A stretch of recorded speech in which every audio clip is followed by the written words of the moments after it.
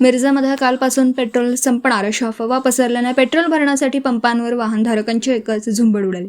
जिल्ह्यातल्या अनेक भागांमध्ये पेट्रोल पंपांवर दुचाकी व चारचाकी वाहनांच्या मोठ्या रांगा लागल्यात। आज सांगली शहरात देखील पेट्रोल पंपांवर वाहनांच्या रांगा लागल्याचं चित्र पाहायला मिळतं। तर अनेक पेट्रोल पंप हे इंधन संपल्यामुळे बंद पडलेत।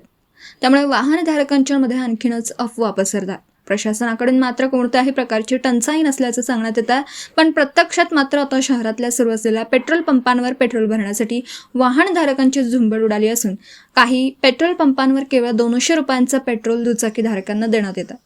पेट्रोल मालक निखिल माणी यांनी सविस्तर माहिती दिली।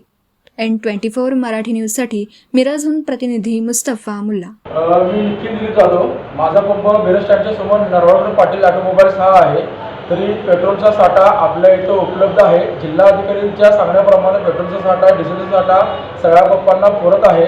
तरी लोकांनी कुठलीही घबराट करू नये आणि जास्तीत जास्त अफवावरती लक्ष देऊ नये, कुणीही पॅनिक होऊ नये। पेट्रोल डिझेलचा साठा आपल्या इथं मिरजेमध्ये, सांगलीमध्ये भरपूर आहे आणि कमीत कमी पेट्रोल घेऊन लोकांनी पंपवाल्यांना सहकार्य करावं आणि सगळ्या कंपनीनं सहकार्य करावं। काही असं केलं तर आम्ही त्याच्यावरती तशी गंभीर कारवाई करू।